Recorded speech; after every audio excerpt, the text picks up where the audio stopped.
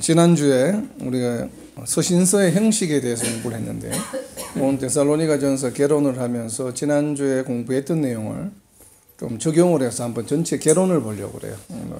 그래서 서신서의 기본적인 형식 포맷이 있었죠. 포맷이 어떻게 되어 있었죠? 5가지로. 처음에 뭐가 나옵니까? 인사말. 마지막에 뭐가 나와요?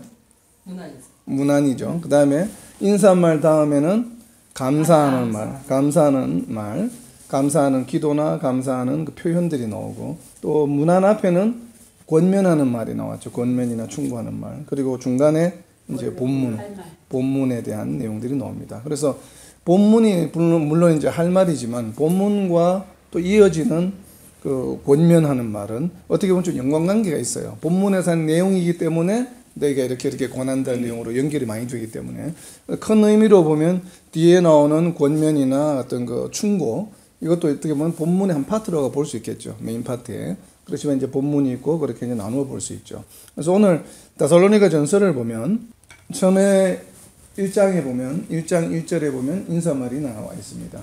바울과 실루아노와 데모데는 하나님 아버지와 주 예수 그리스도 안에 있는 데살로니가인의 교회에 편지하노니 은혜와 평강이 너희에게 있을지어다. 이게 인사말이 이제 1장 1절에 나와 있죠. 그리고 이제 문안 인사를 보면 제일 뒤에 있겠죠. 제일 뒤에 보면 5장에 보면, 그래서 문안 인사는 23절부터 28절까지입니다. 평강의 하나님이 친히 너희를 온전히 거룩하게 하시고, 여기서부터 이제 끝에까지는 문안 인사에 해당하는 부분이에요. 그래서 인사말과 문안 인사가 이제 이렇게 되어 있고, 그리고 다시 이제 앞으로 1장으로 돌아오면 이제 감사에 대한 이야기가 있어야 되겠죠. 감사에 대한 기도나 감사에 대한 이야기가 있어야 되는데, 그 이야기는 1장 2절부터 우리가 1장 2절에 보면 우리가 너희 모두로 말미암아 항상 하나님께 감사하며, 이렇게 이제 감사하는 내용입니다. 그리고 감사하면 돼 기도할 때에 너희를 기억한다니까, 이건 감사하는 이유를 기억하는 거죠. 예, 지금 기도할 때 너희께 감사하며 기도할 때 너희를 기억하면, 그러니까 감사하는 이유가 지금 3절부터 쭉 설명이 10절까지 되어 있어요. 1장 마지막까지. 이게 이제 감사하는 파트예요. 근데 이것을 이제 감사의 기도로 해석을 하시는 분은 감사의 표현이 3장 마지막까지라고 이야기하시는 분도 있습니다. 근데 그거는 조금 무리인 것 같아요. 왜냐하면 3장 마지막에 보시면 3장 13절에 보시면 흠이 없게 하시기를 원하노라 해서 이제 마지막이 되죠. 이게 기도하는 끝이거든요. 기도의 끝장면. 그래서 이제 1장 2절부터 3장 13절까지가 기도에 해당하는 것이라고 이렇게 주장하시는 분도 있습니다. 근데 그건 조금 무리가 있는 것 같아요. 왜냐하면 1장 앞에 있는 감사의 표현이 기도가 아니거든요.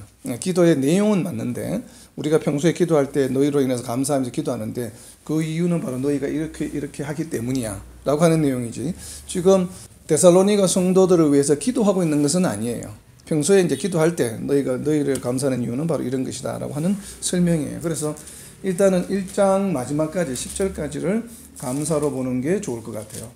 그리고 이제 그러면 문안 앞에 보면은 이제 권면과 충고의 얘기가 나오잖아요. 다시 뒤로 가서 보면 이제 보통 지금 우리 개역개정도 마찬가지. 개역개정에는 보면 5장 12절부터가 권면과 끝인사라고 구별이 되어 있어요. 이렇게. 그래서 어떤 분들은 5장 12절부터 22절까지 이것을 이제 권면으로 이렇게 나누시는 분도 있습니다. 그리고 또 다른 분들은 4장 1절부터를 이제 권면으로 이야기해요. 왜냐하면 4장 1절에 보시면 그러므로 형제들아 우리가 끝으로 주 예수 안에서 너희에게 구하고 권면하노니 이렇게 되어 있어요. 그래서 이제 물론 본문 내에서도 이렇게 권면하노니 표현을 쓸 수 있습니다. 왜냐하면 본론이나 이 권면도 일종의 자기가 하고 싶은 얘기가 이제 그 본론에 포함되어 있기 때문에 이게 포함할 수도 있지만, 그러나 특별히 이제 데살로니가 전서에서 봤을 때는 4장 1절부터 권면으로 보는 게 저는 개인적으로 좀 저에게는 더 와닿아요. 이제 그 이유가 있습니다. 그 이유를 이제 설명을 드릴 텐데, 물론 5장 12절부터 형제들아 해서 여기서부터 이제 권면으로 하시는 분의 이유는 뭔가 하면, 방금 우리가 보았던 4장 1절부터 5장 11절까지도 원래 지금 바울 사도가 데살로니가 교회 성도들에게 하고 싶은 이야기예요. 왜냐하면 거기에 대한 궁금증이나 이런 질문에 대한 이야기를 하는 것이기 때문에 충분히 본문으로 해도 무방하죠. 뭐 그것이 잘못되었다고 이야기할 수 없는 부분입니다. 그래서 이제 그렇지만 우리가 편지를 쓰다 보면 편지 쓰는 사람들의 좀 습관이라는 게 있어요. 보통 통상적으로 보면 바울 사도가 이제 이 데살로니가 전서를 기록할 때에 이것이 과연 본문에 포함시킬까 아니면 권면으로 해서 좀 단락을 구분할까를 좀 살펴보는 저 나름대로 이제 기준은 뭐였냐면 우리가 권면의 마지막 파트 그리고 어떻게 보면 이제 문안인사의 첫 번째 파트가 되는 5장 23절을 보시면 5장 23절에 이렇게 되어 있습니다. 평강의 하나님이 친히 너희를 온전히 거룩하게 하시고 또 너희의 온 영과 혼과 몸이 우리 주 예수 그리스도께서 강림하실 때에 흠없게 보존되기를 원하노라. 이 말이 어떻게 보면 우리가 권면의 말씀을 좀 클로징하면서 문안인사로 넘어가는 어떤 트랜지션 되는 부분에 있죠. 그래서 그 주제가 뭐예요? 결론이 마지막에 보면 흠없게 보존되기를 원하는 거예요. 데살로니가 교인들이 흠없게 보존되기를 원한다라고 하는 것이 어떻게 보면 데살로니가 전서 전체에 어떻게 보면 주제의 키워드라고 이야기할 수 있어요. 왜냐하면 지금 굉장히 핍박을 많이 받고 있기 때문에 그 핍박에도 흔들리지 않고 너희가 신앙을 잘 지켜 나갔으면 좋겠다라고 하는 말씀을 지금 하는 거죠, 사실은. 그래서 이 표현이 앞에 또 나옵니다, 중간중간에. 그래서 강림하실 때 흠없게 보존되기를 원하노라 했는데 3장 마지막에 보시면 3장 13절에도 동일한 표현이 있습니다. 3장 13절에 보시면 너희 마음을 굳건하게 하시고 우리 주 예수께서 그의 모든 성도와 함께 강림하실 때 하나님 우리 아버지 앞에서 거룩함에 흠이 없게 하시기를 원하노라. 동일한 표현이죠. 그래서 5장 지금 23절에 있는 표현이나 3장 13절에 있는 표현이 동일해요. 그래서 동일한 표현이기 때문에 아마도 사도 바울은 어떤 한 단락을 클로징하면서 이 표현을 쓴다라고 보는 게 좀 합리적일 것 같아요. 그래서 일단 본문을 클로징하면서 이 3장 13절 말씀을 이제 말씀하신 것이고, 그렇기 때문에 4장 1절 시작을 보면 뭐라고 되어 있어요? 그러므로라고 되어 있죠. 지금 본문 말씀을 클로징하면서 너희가 흠이 없게 되기를 원하는데 그렇게 하려면 너희가 이렇게 하는 것이 좋다라고 하는 권면의 말씀으로 들어간다고 이해하는 것이 좀 바람직할 것 같아요. 이 데살로니가는 2차 전도 여행 때, 그러니까 어떻게 보면 바울 서신 중에 가장 앞쪽에 먼저 기록된 서신서에 속합니다. 때로는 갈라디아서가 먼저 기록되었다 하신 분도 있고 데살로니가 전서가 먼저 기록되는 분도 있는데, 어쨌든 저는 이제 개인적으로는 갈라디아서가 먼저 기록이 되었다고 생각을 합니다. 그러나 어쨌든 비슷한 시기에 그렇게 많이 차이 나지 않게 지금 데살로니가 전서가 기록이 되었기 때문에, 그러니까 2차 여행 때 고린도에 머물 때 기록된 것이거든요. 그래서 이 부분에 보면 우리가 로마서도 어디에서 기록이 되었냐면 고린도에서 기록이 됐어요. 나중에 3차 여행 때. 그러니까 2차 여행 때 고린도에서는 데살로니가 전서가 기록이 되었고 3차 여행 때 고린도에서는 로마서가 기록되었다고 지금 저희들이 추정을 합니다. 그래서 이 데살로니가 전서에 이제 그런 그러니까 비슷하게 로마서에 보면 로마서는 전체 16장으로 보이는데 12장부터가 성도들에 대한 그 생활 방식, 그러니까 성도들은 권면이 시작됩니다.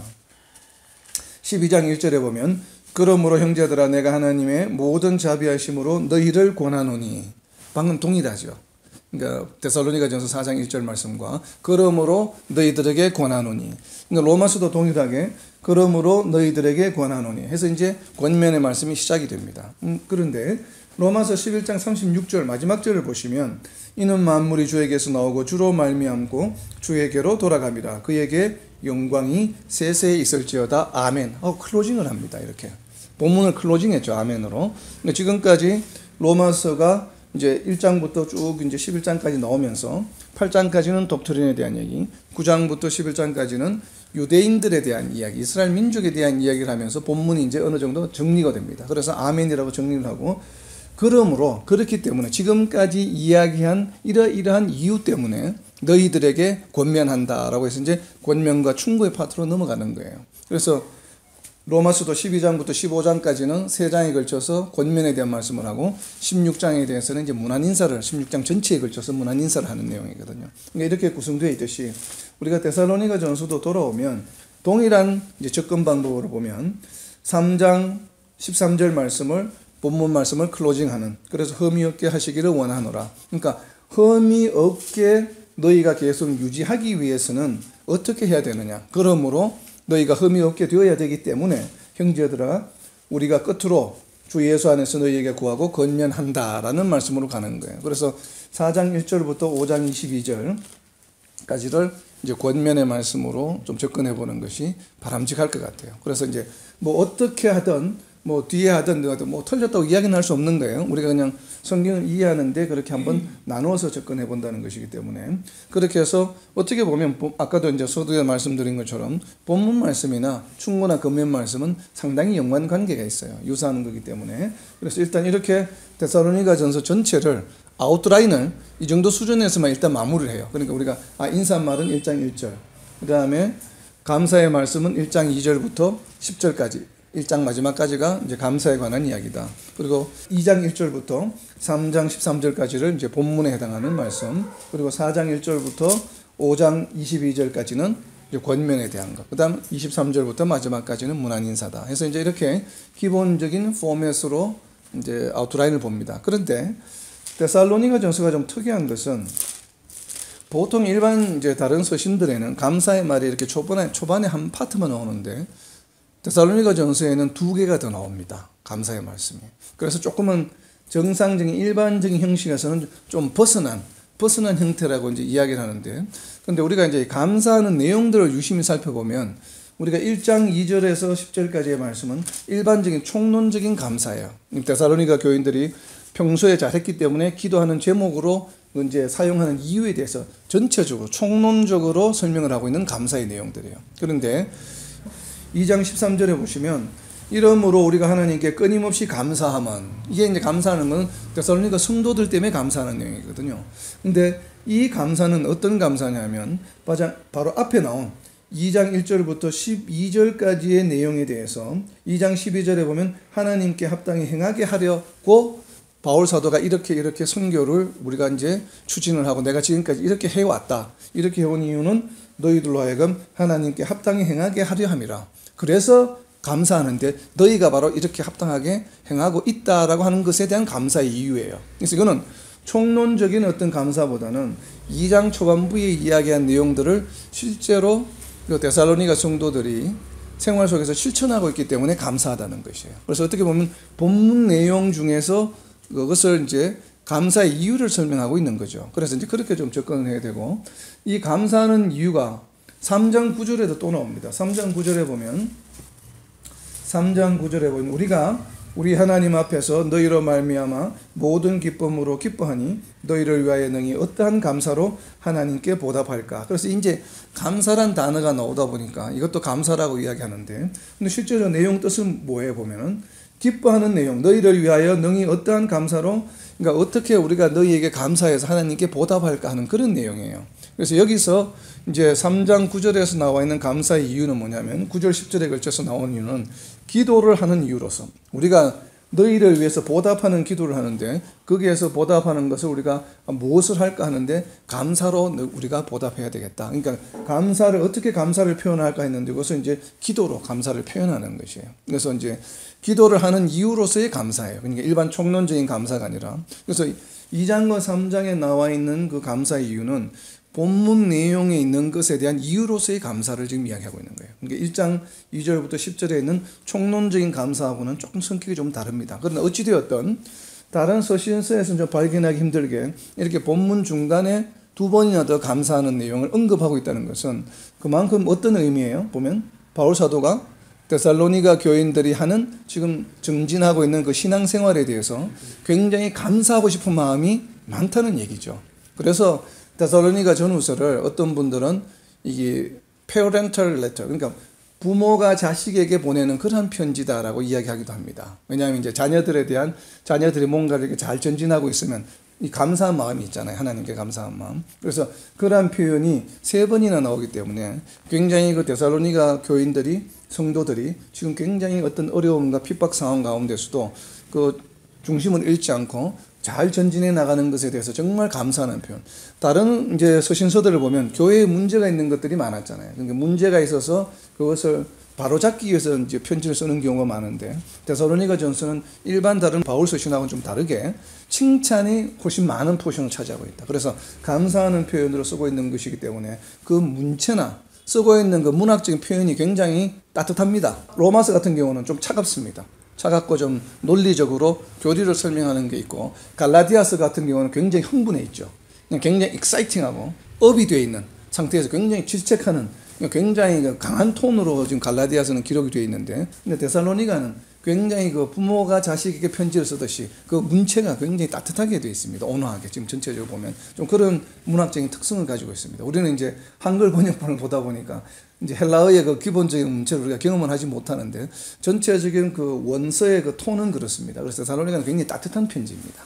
그래서 받는 사람들이 그렇게 이제 우리가 아웃라인을 이렇게 한번 살펴보는 거예요. 그러면 이제 데살로니가 전서 5장 전체가 어떤 내용의 지금 형태로 구성이 되어 있다는 것을 한번 볼 수 있죠. 지난주에 또 우리가 서신서의 특성 가운데 첫 번째가 무엇입니까? 세 가지 특성이 있는데, 첫 번째가 두 가지의 내용을 기본적으로 포함하고 있다고 그랬죠. 서신서들은. 첫 번째는 교리에 대한 내용, 두 번째는 성도들의 그 행동, 비헤이비어에 대한 어떻게 신앙생활을 잘 전진할 수 있을까, 이렇게 주로 이제 두 가지 내용들을 많이 담고 있다고 그랬죠. 이게 서신서의 특징입니다. 그러면 이제 쭉 읽어보셔야 돼요. 읽어보시면서 우리가 생각하는 서신서의 특징인 그럼 교리에 대한 부분은 어떤 것들이 나타나 있을까, 이런 관심을 가지고 읽으면서 쭉 읽으시다가 요거는 좀 하나님에 대한 얘기 같다, 이 부분은 예수님에 관한 얘기 같다, 이 부분은 성령에 관한 얘기 같다면 거기다 표시를 해놓는 게 좋아요. 이제 그러니까 우리가 뭐 성령 데살로니가 전서 전체 내용을 내가 뭐 자세하게 파악한다는 건 이제 그런 의도가 아니라 그냥 쉽게 좀 편하게 읽으면서 그냥 내용 전체 쭉 읽으면서 요건 하나님에 대한 내용이야, 요건 성령에 대한 내용이야, 이런 건 금방금방 알 수 있잖아요. 읽으면서 바로 그런 작업을 하는 거예요. 공부를 할 때, 우리가 성경 공부를 할 때. 그러면서 이제 그러면 교리에 관한 내용은 크게 네 가지입니다. 교리에 관한 것이라면 첫 번째 누구에 관한 얘기겠어요? 하나님에 대한 얘기. 두 번째는 예수님에 대한 얘기. 세 번째는 성령에 관한 얘기. 그 다음 네 번째는 뭐냐 하면 성도들의 뭔가 하면 거룩함에 대한 얘기예요. 아까 우리가 이제 3장 마지막과 5장 23절을 봤죠. 너희가 예수님 앞에 다시 섰을 때 흠이 없고 거룩하게 되기 위함이라. 그래서 거룩에 관련된 얘기가 나오면 그렇게 표시를 해놓으면 좋아요. 그래서 우선 첫 번째 데살로니가 전서에서 하나님에 대한 얘기를 언급하고 있는데, 지금 기본적으로 한 세 군데 나타납니다. 근데 여러분들도 또 읽어보시면서 더 나오면 더 표시하시면 돼요. 일단 오늘은 세 군데만 볼게요. 데살로니가 전서 1장 4절에 보면 하나님이란 단어가 들어가면 일단 딱 이제 눈여겨봐야 됩니다. 1장 4절에 보면 하나님의 사랑하심을 받은 형제들아 너희를 택하심을 아노라. 자, 1장 4절에 하나님이 뭘 하셨어요? 두 가지가 나오죠. 우리를 어떻게 하셨어요? 택하심. 그 전에 사랑하시고, 택하심 전에 사랑이 있어요. 그죠? 그럼 하나님이 하시는 일에 대한 얘기예요. 그래서 그 1장 4절에 사랑과 택하심에 동그라미를 쳐놓고 영어로 G라고 썼어요. 그러니까 이제 이렇게 연습을 하는 거예요. 성경 공부하는 방법을. 그래서 거기다가 사랑과 택하시면은 거기다 G를 쓰는 거예요. G는 God입니다. God이 약자로 우리가 나중에 읽기 편하게. 데살로니가 전서에서 나타나는 하나님이 우리에 대해서 하시는 일은 1장 4절에 사랑하시고 택하신다고 하는 것이다. 그 다음에 내려가서 1장 9절을 봅니다. 1장 9절에 보면 그들이 우리에 대하여 스스로 말하기를 우리가 어떻게 너희 가운데 들어갔는지와 너희가 어떻게 우상을 버리고 하나님께로 돌아와서 살아계시고 참되시는 하나님을 섬기는 자와. 자, 하나님과 연관된 내용이 뭐예요? 하나님 어떠신 분이라고요? 살아계시고 그리고 또 참되신 하나님. 이거는 뭐예요? 하나님의 무엇에 관한 얘기? 하나님 우리에게 하시는 일이 아니죠. 특성. 하나님의 특성에 관한 얘기를 1장 9절에서 두 가지를 이야기했습니다. 첫 번째가 무엇이라고요? 하나님은 살아계시는 하나님, living God라고 하는 건. 두 번째는 뭐예요? 참되시다, true God라고 하는 거예요. 우리가 하나님이 참되시다는 것을 봤죠. 그러면 기억나죠? 빌립보서 4장 8절에 8가지로 이야기하는 첫 번째가 무엇이에요? 무엇에든지 참되고. 이게 바로 하나님에 관한 얘기라는 걸 알 수 있죠. 그러니까 하나님은 어떤 분이세요? 살아계시고 참되신 분이라는 것을 데살로니가전서 1장 9절에서 이야기하고 있는 겁니다. 자, 그럼 뒤로 넘겨서 2장 13절에 보면 하나님에 대한 이야기가 또 나옵니다. 2장 13절에 보시면 이러므로 우리가 하나님께 끊임없이 감사함은 너희가 우리에게 들은 바 하나님의 말씀을 받을 때에 사람의 말로 받지 아니하고 하나님의 말씀으로 받음이니 진실로 그러하도다. 이 말씀이 또한 너희 믿는 자 가운데서 역사하느니라. 자, 여기서 하느님과 관련된 것은 무슨 내용이에요? 그렇죠. 하나님이 우리에게 어떻게 역사하셔요? 역사하는 방법에 대해서 지금 설명하는 거예요. 우리가 기도하는 가운데 아니면 우리가 설교를 듣는 가운데 하나님께서 우리의 삶에 역사하신다는 표현, 하나님께서 우리에게 역사하여 주시옵소서. 우리가 기도를 많이 하잖아요. 그렇게. 자, 그 역사하시는 방법이 무엇으로 역사하신다고요? 우리에게? 우리가 하나님 말씀으로 받고 말씀이 또한 너희 믿는 자 가운데서 역사하시는 것. 이 말씀은 하나님의 말씀이죠. 그러니까 하나님의 말씀이 우리 가운데서 너희 믿는 자 가운데서 역사하신다라고 하는 얘기예요. 자, 여기서 너희 안에서 할 때, 우리 안에서 할 때 이 안에서라고 하는 표현을 우리가 잘 봐야 됩니다. 성경에서 예수님 안에서 너희가 거룩하여지니라 뭐 이런 표현을 많이 쓰잖아요. 그 말씀이 뭐 이런 표현을 많이 쓰는데 이 안에서가 한국말로는 구별이 잘 안 돼요. 너희 안에서 할 때 영어 성경을 딱 보시면 in you라고 표현한 경우가 있고 다른 한 경우는 among you라고 표현한 경우가 있어요. 그러니까 in you라고 하는 것은 뭐예요? 개개인 각 한 사람 속에 있는 걸 말합니다. 그죠? 그러니까 among you라고 하는 것은 뭐예요? 한 사람이 아니죠. among은 여러 사람이 있는 가운데죠. 그러니까 주로 교회 공동체나 성도들이 모여 있는 가운데에 임한다라고 하는 얘기예요. 근데 오늘 지금 2장 13절에 보면 영어 성경에 어떻게 되냐면 in you라고 되어 있어요. 그러니까 이것은 우리 각자 개인 안에 역사하시는 거죠. 그러니까 하나님의 말씀이 어떻게 되어 있어요? 우리 안에 자 속에서 하나님의 말씀이 역사하시는 것이에요. 자, 그러면 하나님이 우리에게 역사하시는 방법은 말씀으로 역사하시는 게 맞습니까? 우리가 지금 이 데살로니가전서 2장 13절을 보면 하나님께서 우리에게 우리 삶 가운데 무언가를 역사하실 때는 말씀으로 역사하시는구나. 그러니까 말씀으로 역사하시는 게 맞는지 안 맞는지를 우리가 다른 성경에서 보는 거예요. 그럼 말씀으로 역사하신 대표적인 성경이 어디에 있습니까? 자, 이런 걸 생각해 보는 거예요. 성경 공부를 할 때 묵상한다고 하는 의미는 바로 이런 거예요. 내가 지금 데살로니가전서 2장 13절을 보니까 하나님은 말씀으로 우리에게 역사하시는구나. 이걸 이제 알았잖아요. 그러면 다른 성경에서도 그럴까? 다른 성경에서 이런 표현을 쓰고 있을까? 아니면 이러한 예가 무엇이 있을까? 이것을 묵상해 보는 거예요. 그러면 우리가 성경을 벗어나지 않고 성경 안에서만 공부할 수 있는 방법이에요. 공부할 수 있는 게 대단히 많죠. 그러니까 우리가 대표적인 거 하나님 말씀으로 하신 게 뭐가 있어요? 성경의 제일 앞에? 창세기죠. 하나님 세상을 어떻게 창조하셨어요? 그러니까 하나님은 말씀은 모든 걸 역사하시는구나. 우리 안에서도 역사하시고 또 말씀으로도 세상을 창조하시고. 그러니까 세상을 창조하실 때도 말씀으로, 우리의 삶 가운데서 무언가 우리에게 역사하실 때도 말씀으로 역사하시는구나 하는 것을 이제 깨달을 수 있잖아요. 그래서 이 말씀이 맞구나. 그렇다면 말씀으로 역사하시는데 말씀이 어떻게 우리에게 역사하시지? 그 말씀이 도대체 무엇이지? 근데 그 말씀이 또 방금 이야기한 요한복음 1장에 보면 1장 1절에 말씀이 뭐라고요? 태초에 계시니라. 이 말씀은 언제부터 계셨냐면 태초에부터 계셨어요. 하나님과 함께. 그런데 또 요한복음 1장 14절에 보면 말씀이 어떻게 됐다고요? 육신이 되셨다. 이게 요한복음 1장 14절에 보면 말씀이 우리 안에서 너희 안에서 육신이 되셨다는 표현을 보면 영어 성경에는 오늘 우리 데살로니가전서 2장 13절에 있는 인유가 아니고 이 요한복음 1장 14절에 보시면 among us입니다. 우리 안에서. 그러니까 우리 교회 공동체 안에서 성도들이 모여있는 우리 안에서 among us예요. 우리들 안에서 어떻게 되셨냐면 예수님이 요한 사도는 예수님을 눈으로 보았으니까요. 그러니까 우리 안에서 육신으로 오신 분이다. 그러니까 예수님을 요한 사도는 무엇으로 이제 정의했습니까? 예수님이 바로 하나님의 아들이 아니고 이제 물론 하나님 아들로 이제 이야기하셨죠. 많은 구절에서. 그러나 요한복음 1장 14절에서는 무엇으로 정의됐어요? 말씀이 육신이 되셨다. 말씀이 육신이 되셨는데 이 말씀은 1장 1절에 보면 언제부터 있었어요? 태초부터 계셨다. 그러니까 결국 예수님도 태초부터 하나님과 함께 계셨다. 그리고 이 말씀이 육신이 되어 오셨다. 그러니까 이 말씀이 세상을 창조하셨고 또 지금 데살로니가전서 2장 13절에 보면 이 말씀이 우리 안에서 매일의 삶 가운데서 역사하신다 라고 하는 하나님과 예수님과 말씀이 지금 하나가 되어서 설명이 되고 있죠. 그러니까 이렇게 이제 묵상을 하는 거예요. 그리고 이제 우리가 좀 이따가 살펴볼 여기에 이제 성령까지 더해집니다. 그때 가서 이제 제가 삼위일체에 대해서 다시 성령 파트를 할 때 말씀을 드릴게요. 지금 우선은 성부와 성자의 관계에 대해서 이야기합니다. 하나님이 계셨고 태초부터 말씀이 계셨고 그 태초의 말씀이 육신이 되셔서 오신 분이 예수님이고 이 말씀이 우리 안에서 지금도 역사하고 계신다. 그러면 이 말씀이 그럼 우리 안에서 어떻게 역사하실까?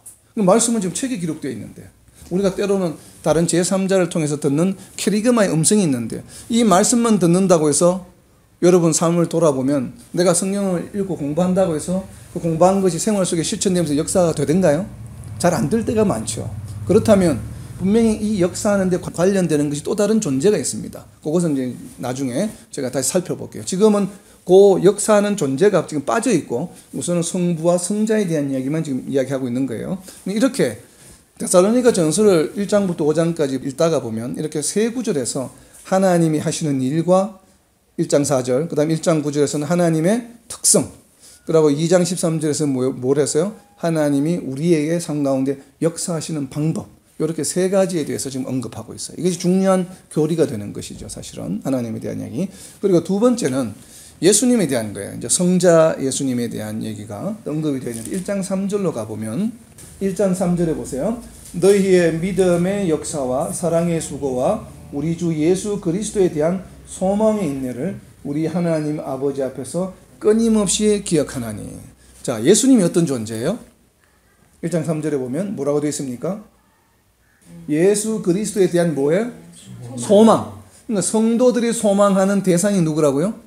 예수 그리스도라는 거예요. 그러니까 성자 하나님이신 예수님은 그 존재가 어떤 분이세요? 바로 우리의 소망이 되시는 분이에요. 이건 무슨 말이에요? 소망이 된다는 건.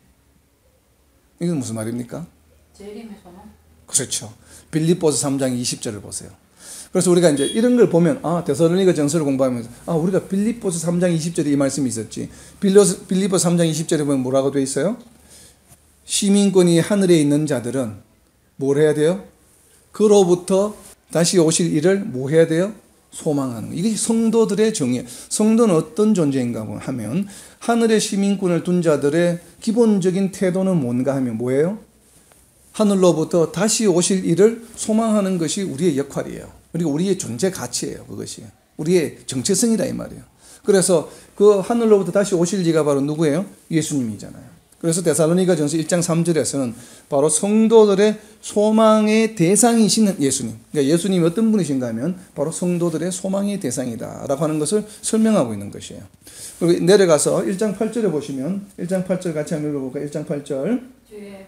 주의 말씀이 너희에게로부터 마게도냐와 아가야만 들릴 뿐 아니라 하나님을 향하는 너희의 믿음이 소문이 각각에 퍼졌으므로 우리는 아무 말도 할 것이 없노라. 누구의 말씀이라고요?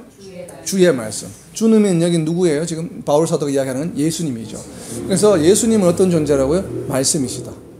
그러니까 예수님의 말씀이 전 세계에 이렇게 퍼지면서 존재한다. 그렇게 예수님은 어떤 존재이신가 하면 예수님이 살아 계셨을 때, 사람들과 함께 하셨을 때는 예수님이 다니시면서 직접 말씀을 전거했지만 지금 예수님이 죽으시고 부활하시고 승천하신 이후에는 지금도 예수님 우리와 함께 하신다고 우리는 믿잖아요. 어떤 형태로 우리와 함께 해요? 지금 말씀으로.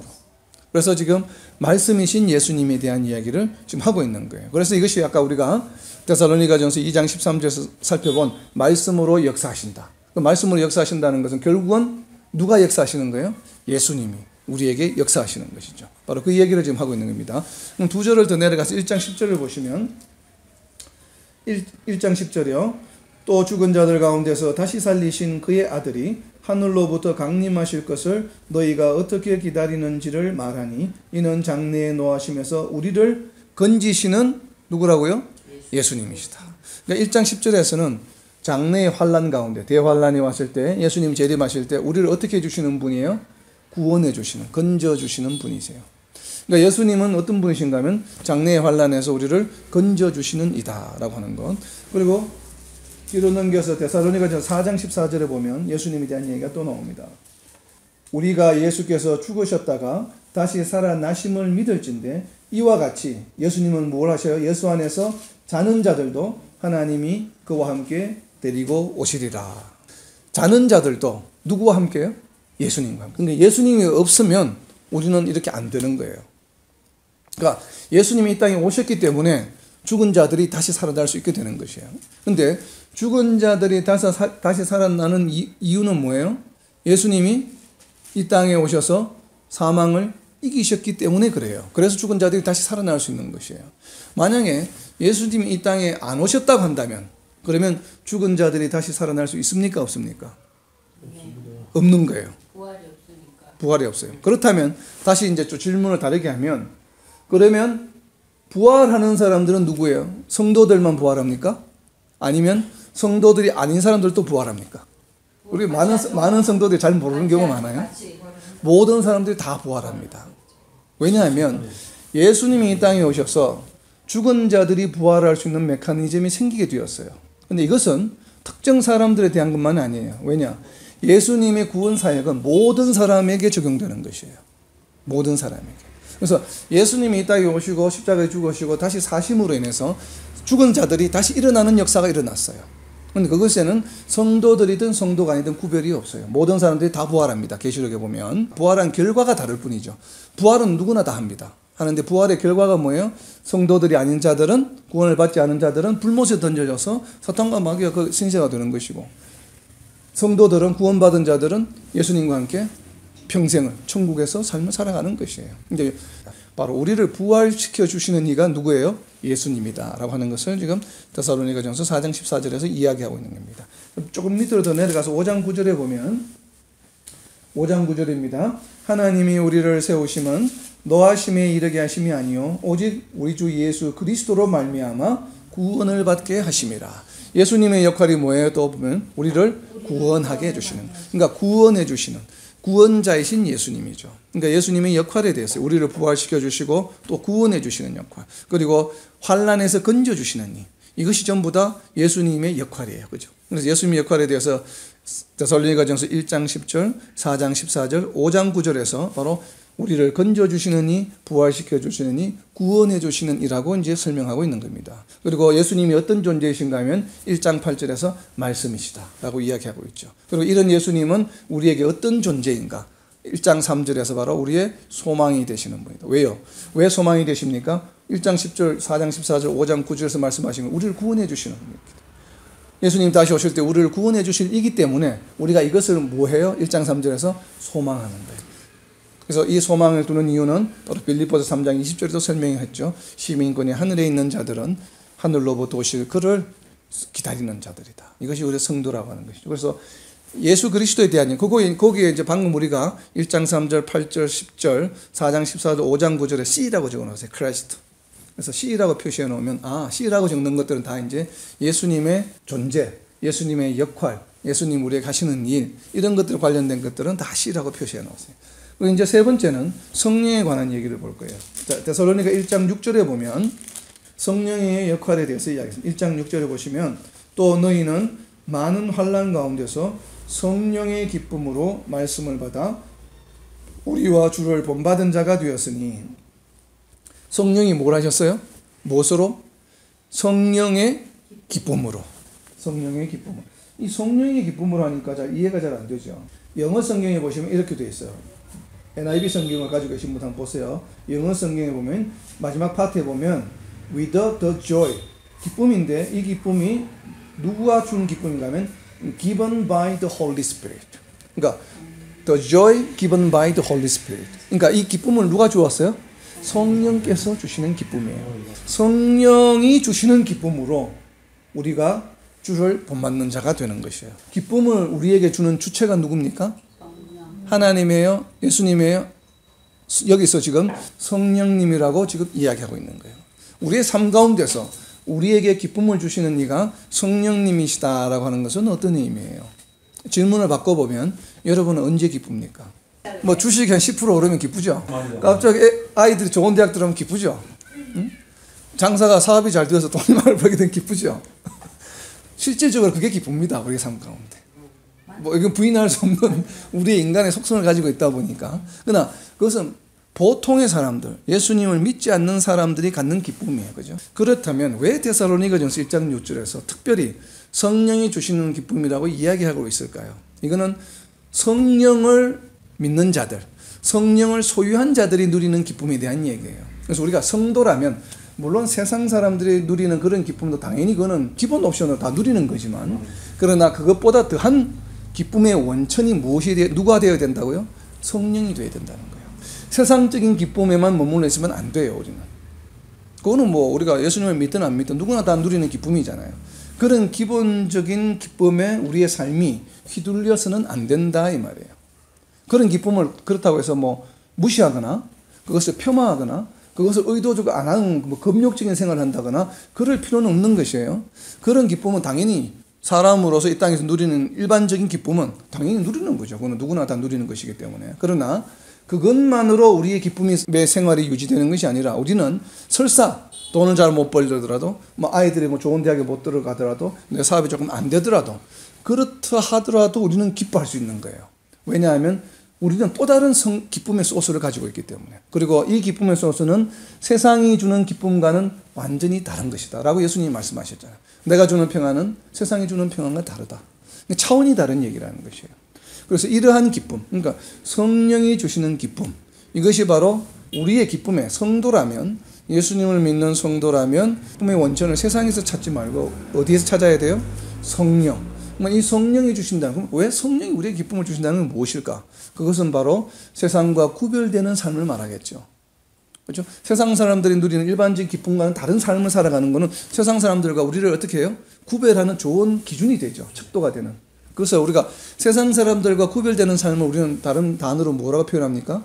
거룩이라고 이야기해요. 거룩의 정의가 바로 세상 사람들과 구별되는 삶을 말해요. 우리가 거룩한 삶을 살아가기를 누구나 다 원하는데, 성도라면. 그럼 거룩한 삶을 살아가는 방법 중에 대표적인 것이 바로 뭐냐면 세상 사람들과는 기쁨의 기준이 달라야 된다는 것이에요. 그래서 성령이 주시는 기쁨으로 우리가 예수님을 믿고 말씀을 읽고 말씀을 또 세상 속에 실천하고 그렇게 살아간다면 세상 사람들과 완전히 구별되겠죠. 그렇기 때문에 우리는 거룩한 삶을 살아갈 수 있는 것이에요. 그래서 바울 사도는 로마 성도들에게 편지를 쓰면서 로마 성도들에게 권면하는 말씀의 첫 번째로 바로 이걸 말씀하셨습니다. 그래서 로마서 12장 2절을 한번 볼까요? 로마서 12장 2절을 보면 이게 첫 번째 말씀입니다. 로마서에서 이제 지금까지 기독론적인 이론에 대해 설명을 하다가 이제 성도들에게 권면하고 충고하는 말씀하는 첫 번째가 뭐냐면 12장 2절에 보면 이 세대를 본받지 말고 하나님의 선하시고 기뻐하시고 온전하신 뜻을 분별하라라고 이야기합니다. 그러니까 이 세대를 본받지 말라고 하는 것은 무슨 말이에요? 이 세상이 주는 기쁨, 희노애락, 슬픔, 또 노함, 뭐 이런 것들, 희노애락을 세상의 기준을 두지 말고 이제는 무엇이에요? 성령의 기준을 두라는 것이에요. 그래서 성령이 주시는 기쁨, 이것을 누리면서 살아가라고 하는 것이에요. 성령의 인도하심을 받는 삶을 살아라 하는 것이죠. 이것이 성도의 가장 기본적인 삶의 태도예요. 그래서 그런 부분을 지금 이야기하는 거예요. 그래서 기쁨을 누가 주시냐면 성령이 주시는 기쁨을 우리는 분별하고 성령이 주시는 기쁨을 즐기고 또 성령이 주시는 기쁨을 또 갈급해하고 그것을 찾으려고 하고 그래서 성령의 인도하심을 받으려고 노력하는 것이 대단히 필요하죠. 그래서 데살로니가전서 1장 6절의 말씀, 여기 짧은 한 구로 되어 있지만 성령이 주시는 기쁨, 이 말의 뜻은 바로 우리에게 기쁨을 주시는 원천은 성령이시다라고 하는 것이에요. 그리고 이제 뒤로 넘겨서 4장 8절에 보시면 데살로니가전서 4장 8절에 보시면 성령에 대한 구절이 한 구절이 더 나옵니다. 4장 8절에 보시면 그러므로 저버리는 자는 사람을 저버림이 아니요 너희에게 그의 성령을 주신 하나님을 저버림이니라 라고 하는 것이에요. 자, 성령을 우리가 거부하는 것, 성령의 인도하심을 거부하는 것은 누구를 거부하는 것이라고요? 하나님을 거부하는 것이에요. 이 말은 무슨 말이에요? 이 문장에서는 성령과 하나님을 뭐라고 했어요? 동격으로 만들었죠. 왜? 성령을 거부하는 것은 곧 하나님을 거부하는 것이. 이 말은 무슨 말이에요? 성령과 하나님이 이꼴이다라는 얘기죠. 그래서 성령의 어떤 신분을 말해요. 그러니까 성령의 절대 주권을 말합니다. 성령 이퀄 뭐라고요? 성령 이퀄 하나님이시다. 하나님은 절대 주권자시죠. Almighty Authority잖아요. 그러니까 성령도 그와 같은 존재는, 그러니까 성령의 신분, 성령의 지위를 말할 수 있는 거예요. 그러니까 성령도 하나님과 같은 존재야. 그러니까 우리가 성령의 인도하심을 받아야 됩니까? 안 받아야 됩니까? 받아야 돼요. 왜? 절대 주권자이시기 때문에. 그래서 이 표현을 뒤에 이어서 5장 19절에서 이렇게 표현하고 있습니다. 이 구절은 중요한 구절이니까 같이 한번 읽어볼게요. 간단합니다. 5장 19절. 성령을 소멸하지 말며. 왜? 절대 주권자이시기 때문에. 자, 성령을 소멸하지 말라고 하는 것은 무슨 말일까요? 그러면 소멸이라고 하는 말은 무슨 말이에요? 없애지 말라고. 그러니까 없애라고 하니까 이거 다르게 해석하면 없앨 수도 있다는 얘기잖아요. 성령을 소멸하지 말라고 했으니까. 우리는 잘못 해석하면 성령을 소멸하지 말라고 그러면 내가 잘못하면 성령을 소멸할 수도 있구나 라고 생각할 수 있겠죠. 그러면 큰일 나는 거죠. 우리 기본 교리가 흔들리는 거예요. 우리는 성령을 언제 받았어요? 예수님을 주님으로 고백하고 세례를 받을 때 사도행전 2장에 보면 우리가 성령을 선물로 받았잖아요. 그럼 이것을 우리가 없앨 수 있어요? 없어요. 아니에요. 배교하지 않는 한은 배교하지 않는 한은 없어지지 않아요. 신을 안 모시면 그러니까 우상숭배를 하지 않는 한은 소멸되지 않아요. 근데 그 소멸된다고 하는 말을 영어 성경에는 지금 우리 성경에는 뭐라고 번역이 되어 있냐면 NIV 성경에 보면 이게 지금 84년도 버전이거든요. put out 해서 불을 끈다는 걸 의미해요. put out 하는 게 불을 끈다는 의미거든요. 그래서 이걸 2011년도 NIV 버전에 보면 말 그대로 그냥 불을 끈다고 할 때 quench라고 하는 영어 단어가 있습니다. quench. 촛불을 끌 때 그냥 quench 이렇게 물을 섞어버리는 거. 그래서 이제 quench라고 하는 그러니까 불을 끄는 의미로 씁니다. 성령을 소멸한다는 의미가 죽인다는 의미가 아니고 불을 끈다는 의미예요. 불이 탈 때 어떻게 해요? 물을 부어서 끄죠. 끈다는 의미로 이제 하는데 이것을 이제 NLT라고 해서 New Living Translation 그 성경에 보면 뭐라고 성경을 하냐면 stifle이라고 하는 단어를 쓰는 좀 어려운 단어예요. STIFL이라고 하는 단어. 우리 익숙치 않은 단어인데 이 stifle이라는 단어는 뭐냐면 무엇을 이렇게 억누르는 것을 말해요. 튀어나오려고 하는 것. 용수철이 튀어나오려고 하는 걸 억누르듯이 무언가 우리가 내적으로 뭔가가 막 올라오는 거를 이렇게 억누르는 거. 못 나오게 하는 거. 스타이플이라고 하는 것이에요. 이 얘기는 뭐냐면 성령을 없애는 게 아니에요. 억누른다고 하는 것은 있지만 성령이 활동하려고 하는 것을 못하게 막는 걸 말하는 것이에요. 성령을 소멸하지 말라. 우리는 이만에 성령을 받은 사람들이잖아요. 근데 우리가 성령을 받았다고 하면서 우리 안에 성령이 계시다고 하면 우리 안에 성령이 왜 계셔요? 성령이 우리를 인도하시기 위해서 계시는 거지 장식으로 있는 게 아니라 이 말이에요. 장식으로 있는 게 아니잖아요. 너는 성도야 아니야 구별하겠어. 너는 이 안에 성령이 있네. 그럼 성도. 성령이 없네. 성도가 아니야. 이것 때문에 있는 게 아니라 이 말이에요. 성령 우리에게 주신 이유는 뭐예요? 요한복음 14장 26절에도 있잖아요. 우리에게 말씀을 가르쳐 주시기 위해서 존재하시는 거예요. 근데 이거 이런 부분이 나올 때는 우리하고 생각하면 그게 아닌데 그럼 다른 성령하고 안 맞는데? 이런 생각이 들면 다른 버전을 보는 거예요. 그래서 원어를 보면 좋겠지만 우리가 그렇다고 헬라어를 언제 공부해서 원어를 보겠어요. 그죠? 그리고 설사 헬라어 원어를 본다 하더라도 해석하기 힘들어요. 왜냐하면 단어가 한 가지 뜻 한 가지 여러 가지 단어 뜻을 뉘앙스가 많기 때문에 그걸 우리가 공부한다는 거 학자처럼 공부해서 이럴 경우에는 이 헬라어를 이렇게 번역하는 게 맞아 라는 수준에 이르려면 상당히 어려운 거예요. 굳이 우리가 그렇게 노력 안 해도 이미 많은 분들이 똑똑하신 분들이 여러 수십 명이 모여서 성경을 이미 번역했거든요. 그분들이 번역한 다른 책들을 보면 돼요. 왜냐하면 그분들도 번역할 때 이 단어를 quench, 불을 끄는 걸로 번역할까? 억누르는 것을 번역할까? 고민을 많이 해서 결정한 거거든요. 그러니까 우리가 노력 안 해도 다른 분이 해놓은 걸 보는 그래서 여러 버전을 보는 거예요. 영어 버전에 많은 성경이 quench라고 하는 표현, 불을 끈다는 표현을 많이 씁니다. 근데 그러면 한자로 소화하지 말면 그러니까 뭐 하여튼 그렇지. 그러니까 이제 이 한글 번역이 이제 만들어졌을 그 당시에 또 우리 한글의 특징이 있잖아요.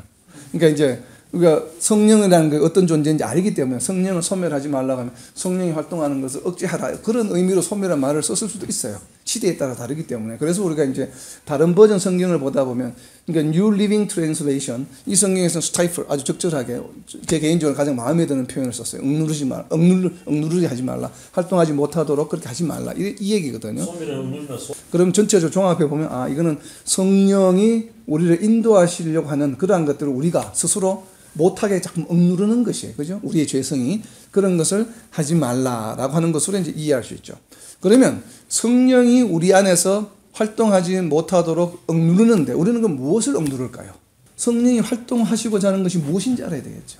성령의 역할이 무엇인지, 성령을 이 땅에 왜 보내주셨고 우리 안에 보내주셨는지 그 이유를 알면 되죠. 그 이유의 대표적인 게 뭐가 있어요? 요한복음 14장 26절에 있죠. 요한복음 14장 26절에 보면 예수님께서 성천하시면서 우리에게 성령을 보내주셨는데 그 성령이 뭘 하셔요? 우리에게 예수님이 하신 모든 말씀을 가르쳐 주시고 우리가 기억나게 하죠. 이 말씀을 하셨거든요. 그러니까 첫 번째 우리가 성령이 무언가를 우리 안에서 하려고 하시는 것을 못하게 하는 우리가 방해하는 것이 첫 번째가 뭐예요? 말씀을 우리에게 가르쳐 주시려고 하는 것을 우리가 말씀을 성령이 우리를 못 가르치도록 막는 걸 말하는 거예요. 그렇게 하지 말라는 것이에요. 그러면 어떤 경우예요? 성령이 우리에게 말씀을 가르쳐 주시려고 하는데 우리가 성경 말씀을 공부 안 하려고 하는 거예요. 오늘 피곤한데, 오늘 바쁜데, 오늘 다른 일로 바빠서 오늘 성경 말씀을 공부 못해. 나는 원래 공부하는 걸 안 좋아해. 나는 원래 공부머리는 없어. 이런 유혹들이 뭐냐면 전부 사탄의 음성이에요.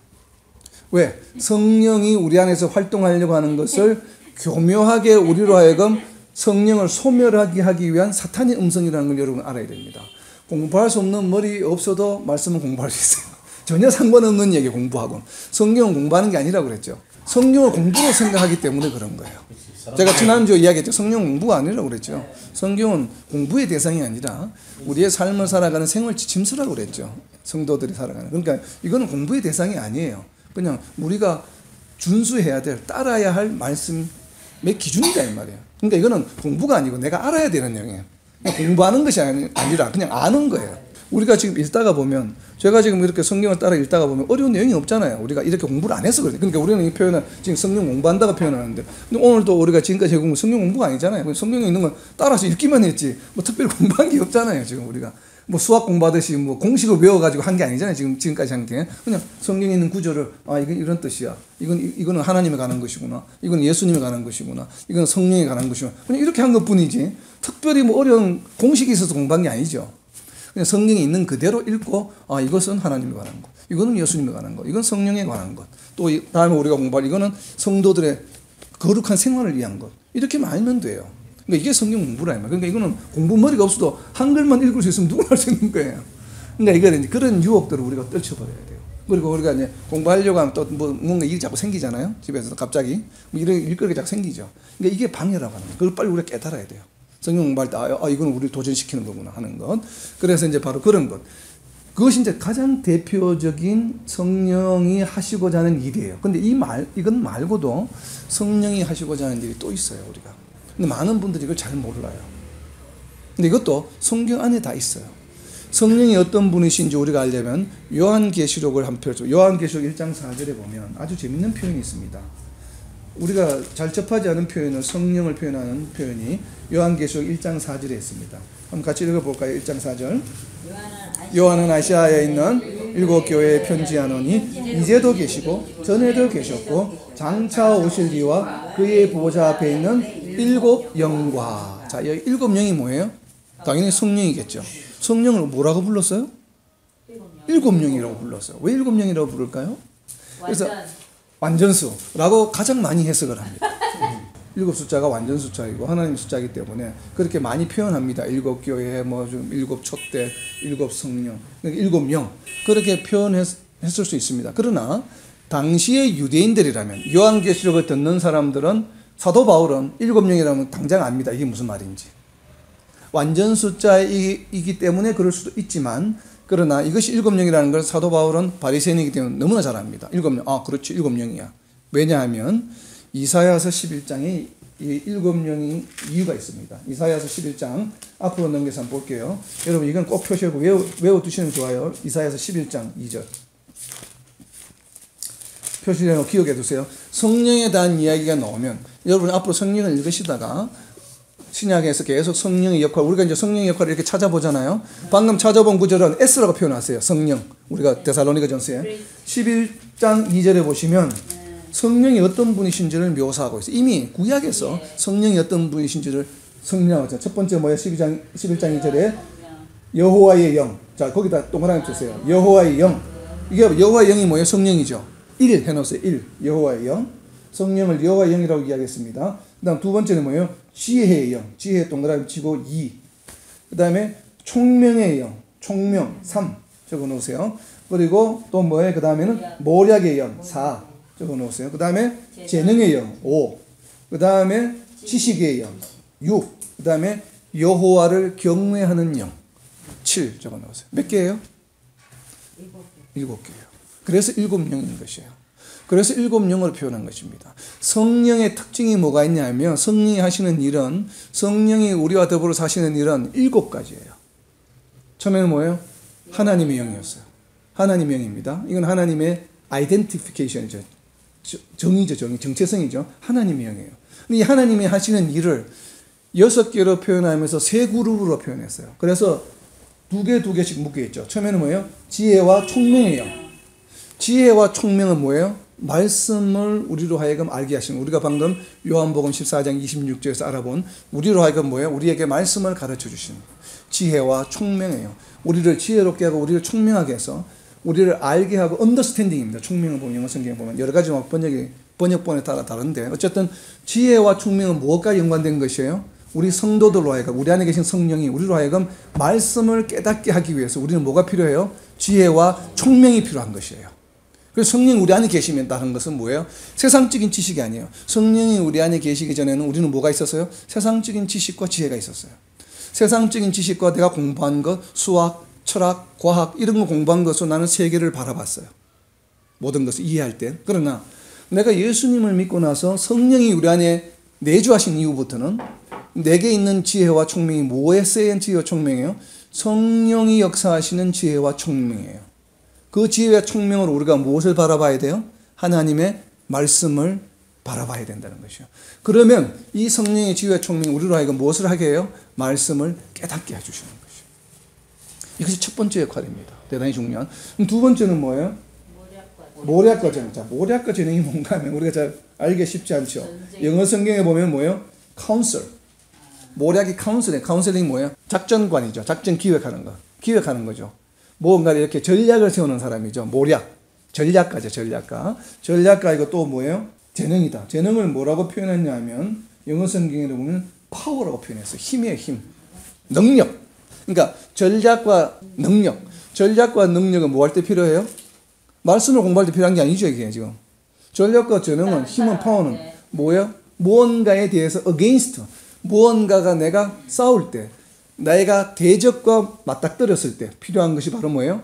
내가 지금 닥치고 있는 상황, 내가 지금 마주하고 있는 원수, 내가 마주하고 있는 대적과 부딪혔을 때 우리는 뭐가 필요해요? 이것을 어떻게 처리할까는 전략이 필요하고 또 그것을 능히 물리칠 수 있는 뭐가 필요해요? 힘이 필요하죠. 능력이.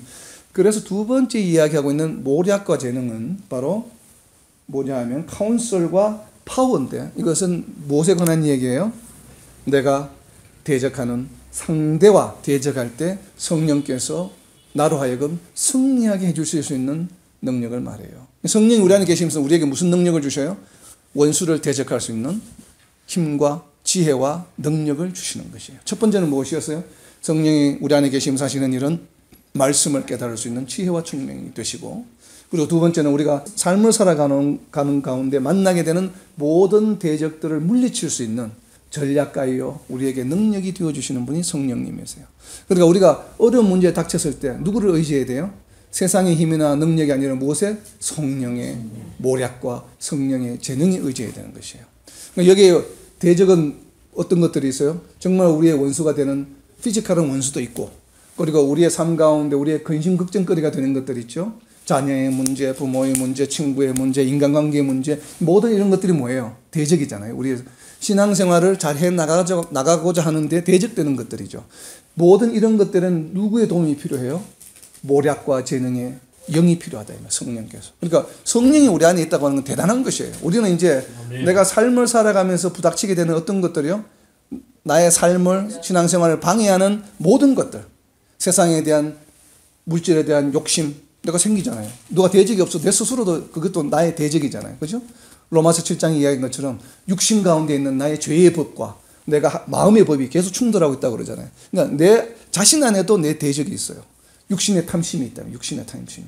그래서 그런 것을 대적하고 또 인간관계에 있어서 나를 흔드는 것들, 방해하는 것들, 이런 것들. 그리고 또 그 비자 문제, 세상적인 정치적인 문제. 맞습니다. 다 그런 것들이죠. 그래서 그걸 누구를 의지해야 돼요? 우리가 성령, 모략과 재능의 성령. 그래서 우리에게 성령을 주신 거예요. 그러니까 우리가 얼마나 대단한 존재예요.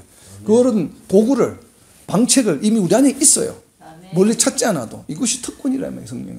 그래서 그런 것들이 있고, 그다음 세 번째는 뭐예요? 보시면 지식과 여호와를 경외하는. 이거는 첫 번째 말한 지혜와 총명과는 다른 것이에요. 지식은 뭐냐면 영어에 뭐냐면 knowledge라고 되어 있는데 knowledge of God예요. 하나님에 대한 지식이에요. 하나님을 인정하는 것. 그래서 짝을 이루게 되기는 바로 뭐예요? 여호와를 경외하는 영이에요. 그러니까 하나님을 알기 때문에, 하나님이 어떤 분이신지 우리가 인정하기 때문에, acknowledge, 하나님에 대한 지식이 많으면 많아질수록 뭐예요? 하나님에 대한 경외함이 많아져요. 그죠? 그러니까 우리가 삶을 살아갈 때 하나님을 인정하는 것이에요. 잠언 3장 6절의 말씀처럼 모든 것에서 하나님을 인정하는 것. 그것이 하나님에 대한 지식이거든요. 우리가 이렇게 모여서 성경을 공부하는 이유도 뭐예요? 하나님에 대한 knowledge를 쌓아가기 위한 것이에요. 그러니까 하나님에 관한 knowledge를 쌓는데 누구의 도움이 필요해요? 바로 성령, 지식의 영이 필요한 것이에요. 그리고 우리가 또 하나님을 경외해야 되잖아요. 우리가 죄를 안 지으려면 하나님을 두려워하는, 하나님을 경외하는 마음이 있어야 올바르지 않은 길로 가지 않아요. 그래서 그것도 우리의 의지로 안 되죠. 우리가 우리의 의지로 결심하고 결단했는데 넘어지는 걸 많이 보잖아요. 누구의 도움이 필요해요? 여호와를 경외하는 영, 그러니까 성령의 도우심이 필요한 것이에요. 그냥 크게 세 가지입니다. 말씀을 깨닫는 것. 두 번째는 삶을 살아가는데 내가 마주하게 되는 모든 대적들. 그리고 또 하나님을 경외하는 삶을 살아가는데 우리는 누가 필요해요? 성령이 필요한 거예요. 그래서 성령을 우리에게 주신 것이에요. 그러니까 성령만 있으면 말씀을 이해하는데도 문제가 없고 내가 만나게 되는 나 스스로의 어떤 욕심, 그리고 사람들로 인한 욕심, 어떤 또 생활 속에 우리가 맞닥뜨리게 되는 어려움, 테크닉한 어려움, 이런 어떤 대적과 어떤 어려움이 닥치더라도 우리는 뭐예요? 기쁨으로. 왜? 성령께서 해결해 주신 능력을 우리가 이미 가지고 있기 때문에 행하면서 나갈 수 있다는 거예요. 그리고 일평생을 통해서 하나님을 경외하고 하나님에 대한 지식이 자꾸 쌓여가는 것은 누구 때문에요? 성령님 때문에. 그러니까 성령의 굉장히 중요한 이 세 가지 역할이에요. 이것을 다 이렇게 인테그레이션 합하면 우리 삶이잖아요. 성도들 삶이 전부죠. 이것 위에 있는 게 있습니까? 없잖아요.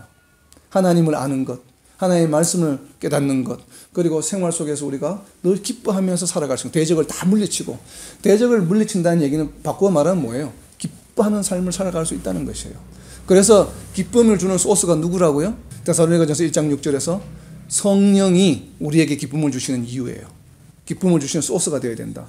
이제는 명확하죠. 성령을 소멸하지 말라고 하는 그 구절이 굉장히 짧은 구절이지만 성령을 소멸하지 말라고 하는 바로 이 세 가지를 너희 삶 가운데서 발현하려고 하는 것을, 성령의 인도하심을 받아서 이렇게 살아가려고 하는 것을 너희가 억제하지 말라, 방해하지 말라, 막지 말라는 것이에요. 그러면 우리가 오늘 나는 그럼 성령을 소멸했느냐 안 했느냐를 금방 알 수 있죠. 이 세 가지를 비춰보면 되죠. 내가 하나님의 말씀을 공부하려는 갈급함이 있고 공부했느냐 안 했느냐. 어제는 했는데 오늘은 안 했어. 그럼 오늘 나는 어떻게 했어요? 성령을 소멸시켰죠. 그러니까 우리 스스로 판단할 수 있어야 돼요. 우리가 성령을 소멸하는 삶을 살아가느냐 안 하느냐는 우리 스스로가 알 수 있어요. 이것을 우리가 인지해야 돼요. 그러면 그 다음날 안 하려고 하겠죠. 근데 이걸 인지하지 않으면 계속 반복이 돼요. 소멸하는 일들이. 그리고 또 내가 오늘 무슨 일로 걱정 근심했나? 뭐 두려워했나?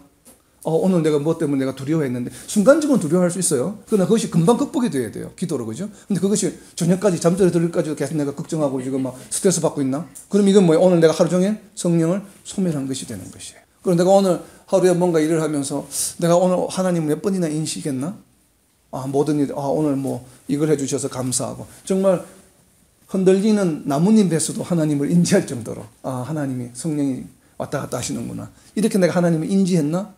그런 기억이 오늘 나 하루 종일 한 번도 하나님을 생각한 적이 없어. 그럼 뭐예요? 성령을 소멸한 것이에요.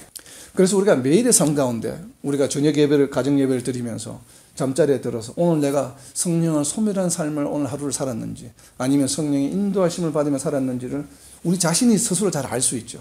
그래서 이 세 가지는 반드시 날마다 우리가 점검해야 됩니다.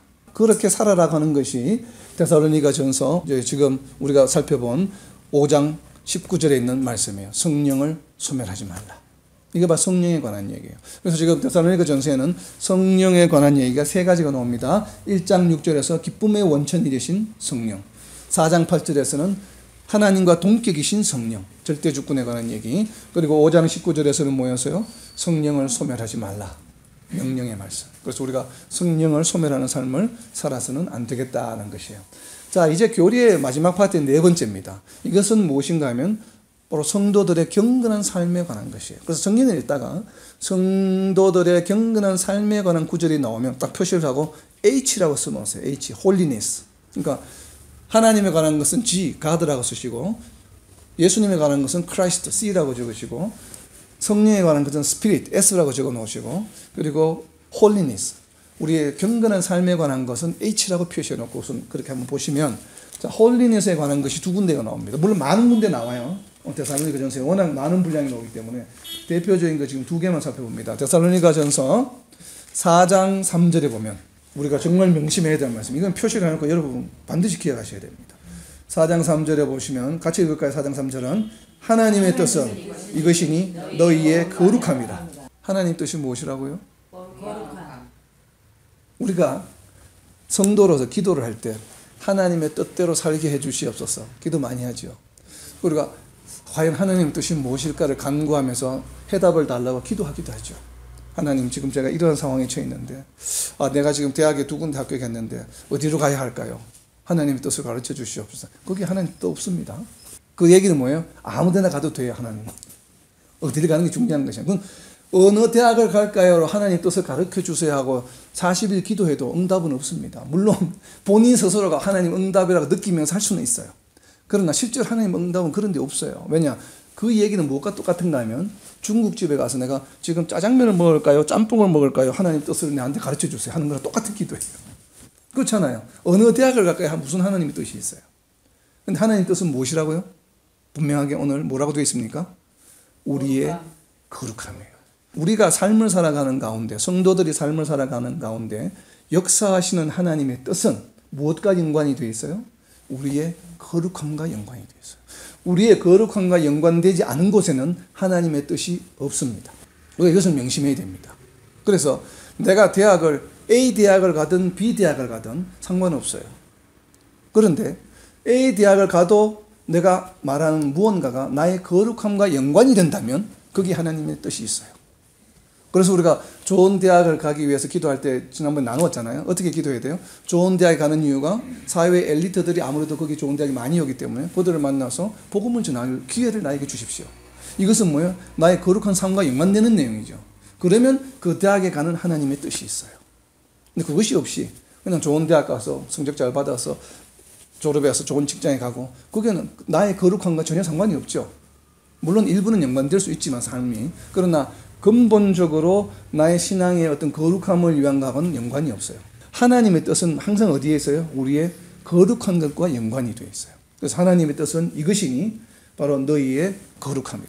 그래서 우리가 거룩해야 되는 이유는 뭐예요? 하나님이 거룩하시기 때문에 우리도 거룩해야 돼요. 왜요? 하나님과 우리는 동행해야 되기 때문에, 하나님과 함께 있어야 되기 때문에, 하나님이 거룩하신 존재이기 때문에 우리도 거룩해야만 하나님과 함께 할 수 있기 때문에 우리가 거룩해야 되는 것이에요. 하나님이 이 세상을 창조하신 이유예요. 그게 바로 우리가 동행하는 것. 그러니까 하나님이 이 땅에서 역사하신 모든 그 뜻에는 뭐가 있겠어요? 우리를 어떻게 해서든지 간에 거룩한 존재로 유지해야만 나와 함께 동행할 수 있거든요. 하나님 입장에서는. 그래서 하나님의 뜻은 오직 하나예요. 우리의 거룩함이에요. 그러니까 성경에 나오는 하나님이 우리에 향하신 많은 뜻이 있다고 이제 다른 표현을 많이 합니다. 그런데 그 뜻의 기본을 보면 뭔가 하면 우리의 거룩과 연관이 되어 있어요. 다. 하나님 뜻은. 그래서 이것이 하나님의 뜻이라고 하는 거. 그래서 뒤에 넘기면 이 5장 18절에 보면 구체적으로 지금 4장 3절에서 하나님 뜻을 우리의 거룩함이라고 말씀하셨잖아요. 그렇기 때문에 우리는 과연 그럼 어떻게 거룩해질 수 있을까를 12가지로 설명합니다. 5장에서. 그 5장에 보면 5장 18절에도 보면 같은 내용이 나옵니다.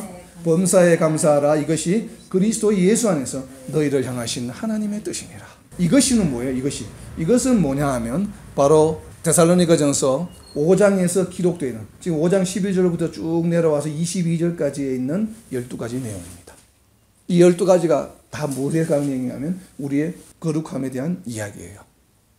왜냐하면 11절에 보면 그러므로 피차 건면하고 서로 덕을 세우기를 너희에게 하는 것 같이. 그리고 12절입니다. 형제들아 우리가 너희에게 구하노니 너희 가운데서 수고하고 주 안에서 너희를 다스리며 구원하는 자들은 너희가 알고. 그리고 13절에 그들의 역사로 말미암아 사랑 안에서 가장 귀히 여기며 너희끼리 화목하라. 5장에서 12절 쭉 내려옵니다. 이렇게 내려와서 22절에 보면 악은 어떤 모양이라도 버리라.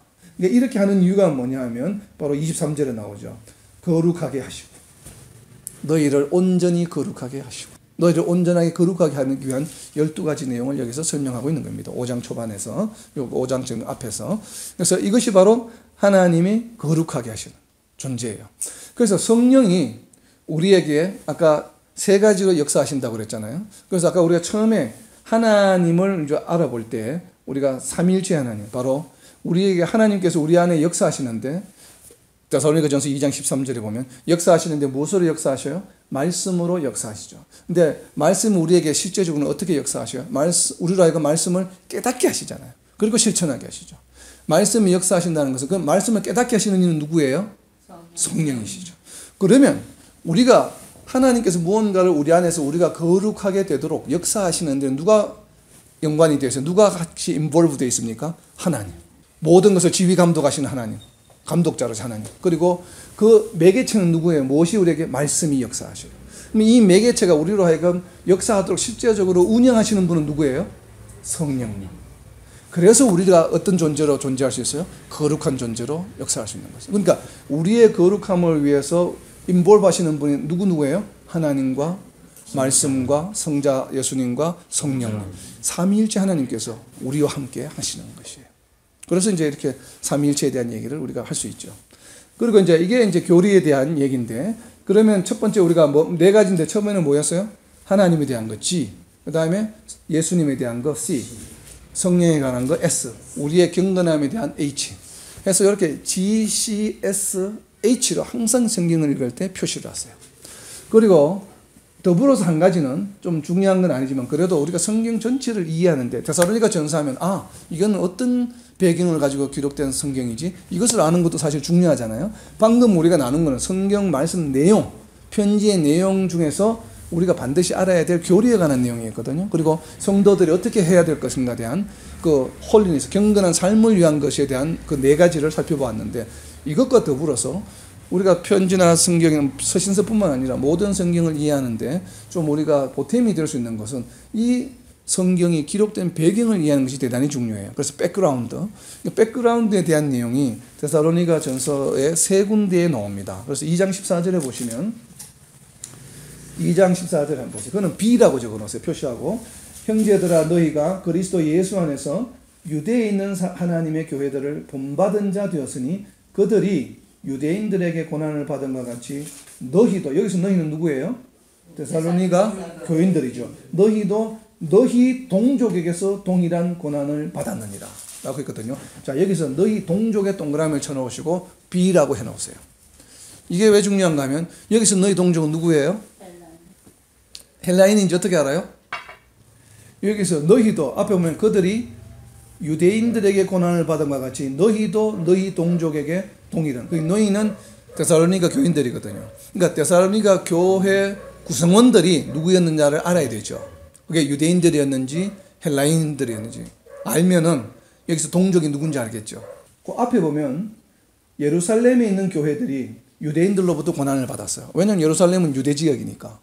그러니까 유대인들로부터 고난을 받았어요. 근데 지금 그리스 북부에 있는 마게도니아 지방에 있는 데살로니가 교인들도 동족들로부터 고난을 받았어요. 그러면 만약에 데살로니가 교인들이 유대인들로부터 핍박을 받았다면 굳이 이렇게 표현을 안 하겠죠. 그냥 예루살렘에 있는 교인들이 유대인들에게 핍박을 받은 것처럼 너희도 유대인들로부터 핍박을 받았다 이렇게 이야기할 텐데, 그것을 그렇게 표현하지 않고 유대인과 예루살렘에 있는 교회가 대칭해서 여기서 너희와 너희 동족들 이렇게 했죠. 그럼 이 너희 동족은 유대인이 아닐 가능성이 상당히 높죠. 그러면 데살로니가 교인들의 머저리티, 대다수가 누구냐면 유대인이 아니란 얘기예요. 그러니까 이제 짐작을 그렇게 할 수 있죠. 그러면 이렇게 짐작하고 지금 데살로니가 전서 내용으로는 그게 동족이 누군지 알 길이 없죠. 그냥 이런 거는 스트레스 받지 말고 그냥 호기심으로 항상 기억하고 있으면 돼요. 그러다가 다른 성경을 읽다가 나오면 알 수 있는 거거든요. 그런데 우리가 서신서를 공부할 때 처음에 우리가 빌립보서 공부할 때 성경의 다른 파트를 한번 보라고 그랬죠. 배경을 알기 위해서는. 서신서와 가장 밀접한 관계가 있는 성경이 무슨 성경이에요? 바울 사도, 베드로 사도가 선교를 하면서 교회들을 개척했잖아요. 그 행적을 어디에서 기록하고 있어요? 사도행전이죠. 그래서 데살로니가 교회가 개척하는 거에 연관되어 있는 사도행전을 살펴보면 돼요. 사도행전 17장과 18장입니다. 그래서 사도행전 17장 4절에 보면, 사도행전 17장 4절을 한번 볼게요. 사도행전 17장 4절에 보면 17장과 18장이거든요. 16장이 이제 빌립보 교회고 17장부터가 18장까지가 데살로니가 교회예요. 그러니까 17장 4절에 보면 있습니다. 내용을 읽다 보면 교회 구성원들이 누군지 알 수 있습니다. 17장 4절을 볼게요. 그 중에 어떤 사람 곧 경건한 헬라인의 모아 큰 무리와 적지 않은 귀부인도 구원함을 받고 바울과 실라를 따르나. 데살로니가 교회 성도들을 말하는 것이요. 이 지금 바울과 실라가 유대인 회당에 가서 설교를 했어요.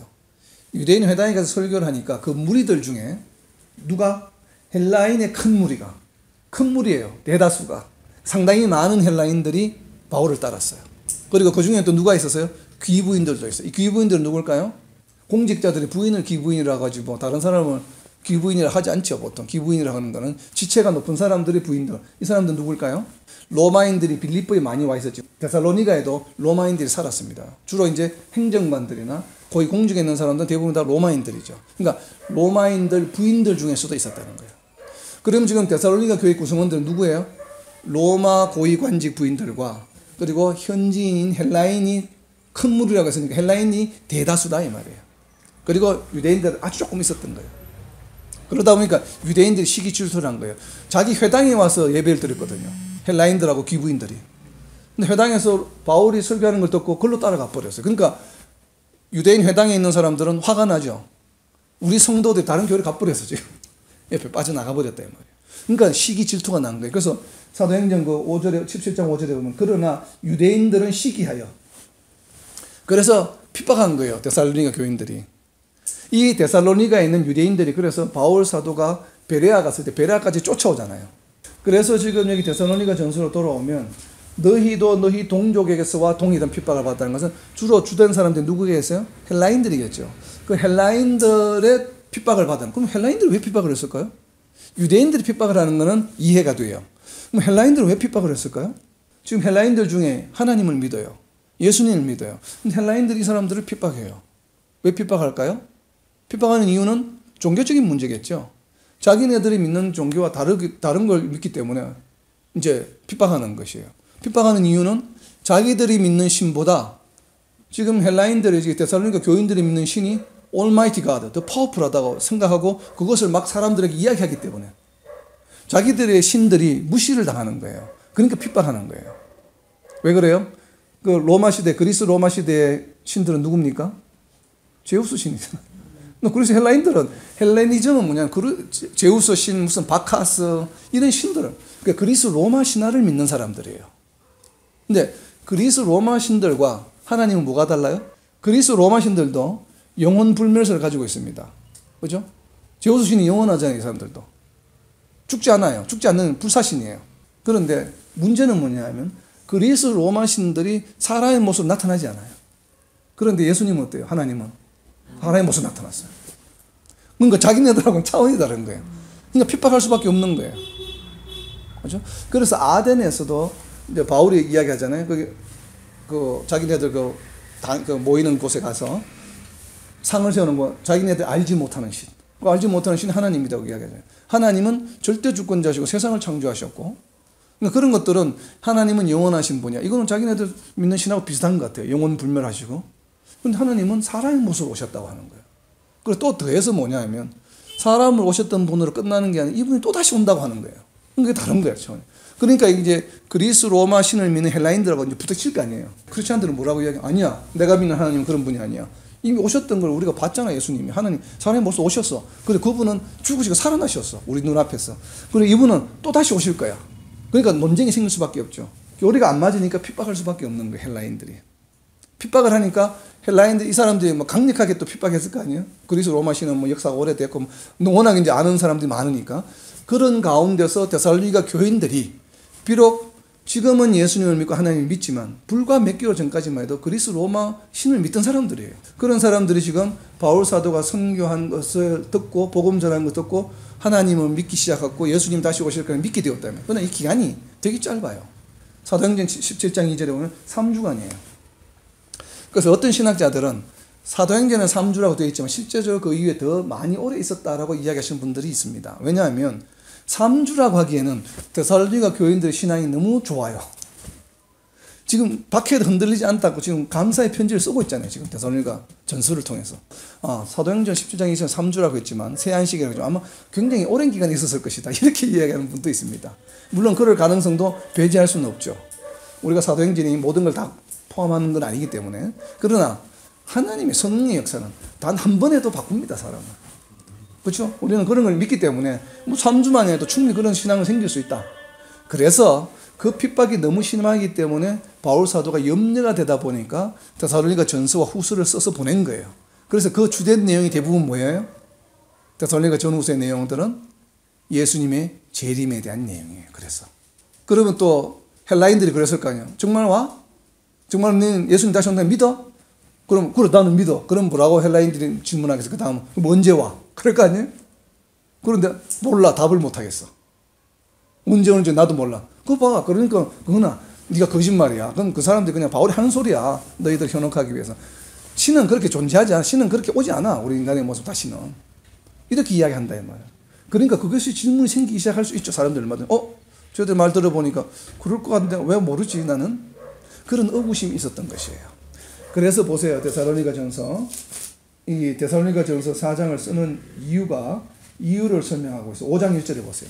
자, 5장 1절은 바로 이 데살로니가전서를 쓰는 목적을 말합니다. purpose. 그래서 이거는 P라고 적어 놓으세요. 우리가 성경 읽으면서 백그라운드를 보고 또 성경 읽다가 이 부분은 아마도 이 편지를 쓰는 목적일 것 같아 라고 생각하는 부분은 동그라미 쳐놓으시고 P라고 적어 목적. 그래서 이 목적들을 모아놓으면 세네 개를 모아놓으면 이 편지 전체에 대한 목적이 나오겠죠. 그래서 5장 1절에 보면 뭐라고 되어 있어요? 형제들아 때와 시기에 관하여는 너희에게 쓸 것이 없음은. 이건 뭐예요? 때와 시기에 대해서 물었다는 얘기예요. 이 유사한 게 어디에 있냐면 4장 9절에도 있습니다. 4장 9절도 동그라미 쳐놓으시 P라고 적어놓으세요. 형제 사랑에 관하여는 너희에게 쓸 것이 없어. 복음을 전한 것에 예수님의 사랑을 전했죠. 너희는 이웃을 사랑하라고 했어요. 근데 또 헬라인들이 그랬겠죠. 야, 이웃은 내가 어떻게 더 사랑할 수 있어? 내가 좋아하는 사람만 사랑하는 것이지. 우리는 사랑이라고 하면 큐피드밖에 없어. 큐피드의 사랑의 신이야. 아니야. 예수님의 가르침은 그런 게 아니야. 원수도 사랑해야 돼. 이웃을 사랑해야 돼. 그러니까 논쟁이 붙겠죠. 그러나 3주 동안 복음을 전한 그 결과로는 답하기가 상당히 곤란하죠. 스스로 답을 찾기. 그럼 도대체 이웃을 사랑하라고 하는 것이 무슨 말이지? 라고 하는 의구심을 아마 상당수가 가지고 있었을 가능성이 높습니다. 그래서 4장 9절에서 형제 사랑에 관해서 너희에게 쓸 것이 없으면 너희들 자신이 하나님의 가르치심을 받아 서로 사랑합니다. 그러니까 너희가 지금 서로 너희들 사랑하고 있는 것이 바로 그것이 이웃을 사랑하는 것이야. 그러니까 이 두 가지 질문에 대해서 지금 답을 하고 있다고 지금 이야기하는 것이에요. 그래서 이거는 P에 해당해요. 다시 이제 백그라운드로 또 갑니다. 그래서 아마 동족들이라고 하는 핍박 때문에 교회 구성원은 헬라인이었을 것이다. 이렇게 이야기합니다. 그리고 이제 중요한 거 마지막으로 3장 1절 2절이 상당히 혼란을 일으킵니다. 배경에서 3장 1절 2절을 보세요. 3장 1절 2절을 보면 이러므로 우리가 참다 못하여 우리만 아덴에 머물기를 좋게 생각하고 우리 형제 곧 그리스도의 복음을 전하는 하나님의 일꾼이 디모데를 보내노니. 디모데를 누구한테 보내요 지금? 데살로니가 교인에게 보내죠. 근데 누가 남아있어요? 우리가 남아있죠. 내가 남아있는 게 아니에요. 우리는 혼자예요? 여러 명이에요? 그럼 누가? 바울과 실라가 지금 어디에 남아있어요? 아덴에 남아있죠. 근데 우리가 지금 데살로니가 전서는 어디에서 기록했다고 이야기해요? 고린도에서 기록했다고 이야기합니다. 왜냐하면 사도행전 18장 5절에 보면 고린도에 갔을 때입니다.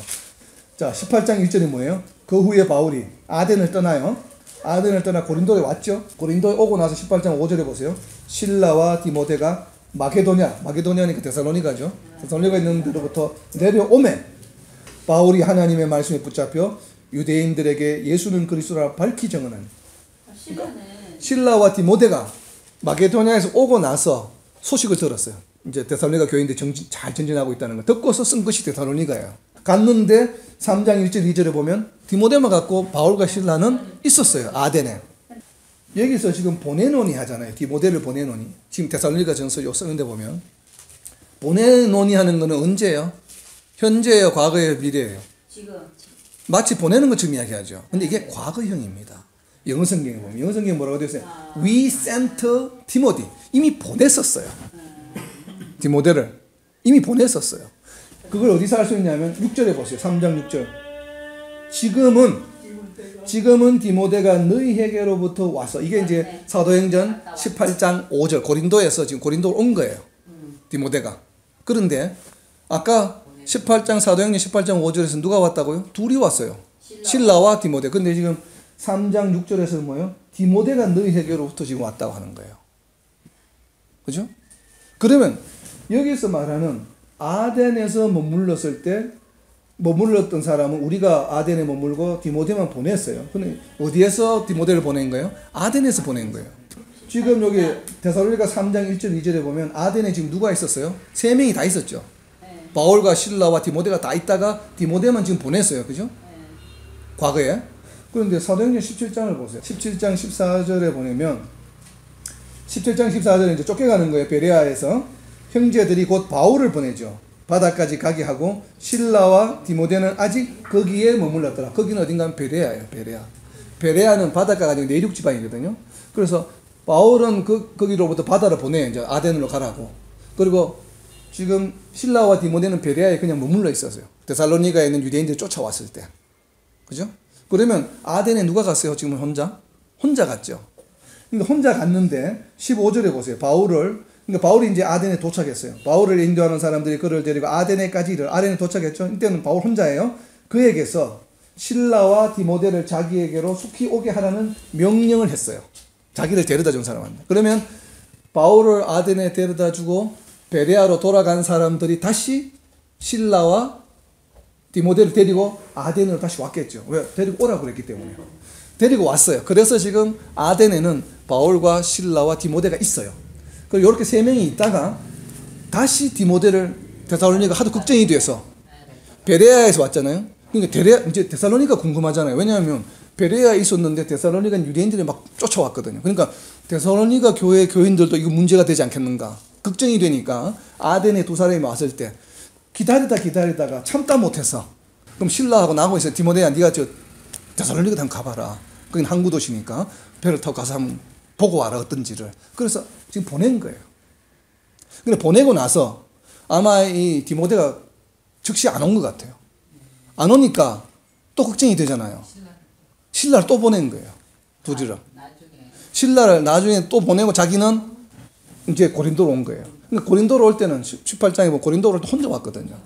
그러니까 그래서 이제 혼자서 그때 만난 사람이 누구예요? 아굴라와 브리스길라 만나서 천막을 만들면서 하고 있는 중에 이제 비로소 그때서야 실라와 디모데가 다시 돌아왔어요. 고린도로 왔어요. 이제 와서 이제 데살로니가 교회에 대한 상황을 설명해 준 거예요. 얼마나 오랫동안 이 걱정을 하고 있었겠어요. 그러니까 잘 전진하고 있구나. 정말 잘하고 있고. 마지막으로 이제 목적을 좀 더 보면 데살로니가 전서를 쓴 목적은 뭐예요? 그 두 가지 질문에 대한 답이고, 그리고 또 하나는 방금 우리가 알아본 것처럼 너무 걱정을 하고 있었는데 잘 전진하고 있는 것에 대해서 뭐예요? 감사하는 마음. 감사하는 마음을 전하기 위한 것이죠. 그래서 감사하는 표현이 1장에도 나오고 2장에도 나오고 3장에 나오고 3번씩이나 감사하는 거예요. 너무나 감사한 거예요. 오랜만에 소식을 들었는데. 그래서 감사하는 것이 첫 번째 목적이요.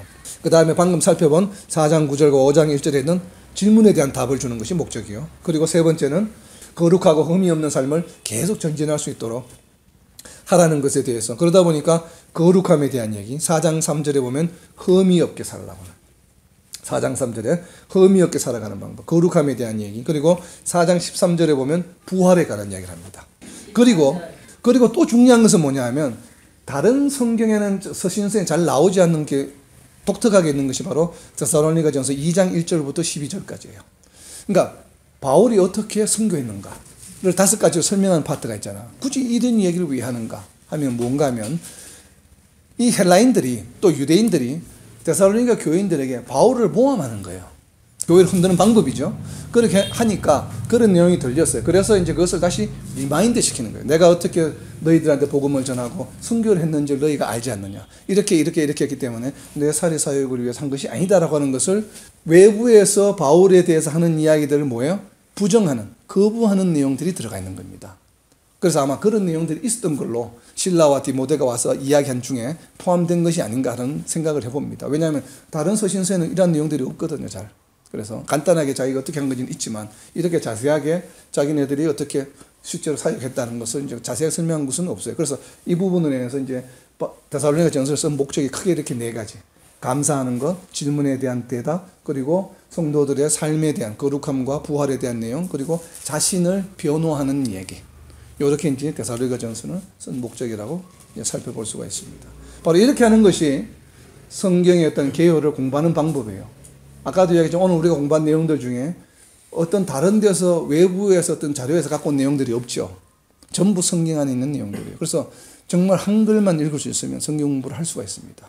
그래서 우리가 지난번에 한번 살펴본 것처럼 대명사 나오는 것, 접속사에 유의하고, 그리고 전체 서신서 같은 경우는 장르의 5가지 구별에 맞게끔 한번 나누어 보고, 그리고 또 교리적인 측면에서는 하나님, 예수님, 성령과 우리 성도들의 경건한 삶을 위한 것, 그리고 내용의 어떤 백그라운드가 될 수 있는 것, 그 다음에 서신서든 어떤 성경이 되었든 그 성경을 쓰는 목적에 해당하는 것, 그죠? 요렇게 6가지, 그러니까 6가지가 되죠.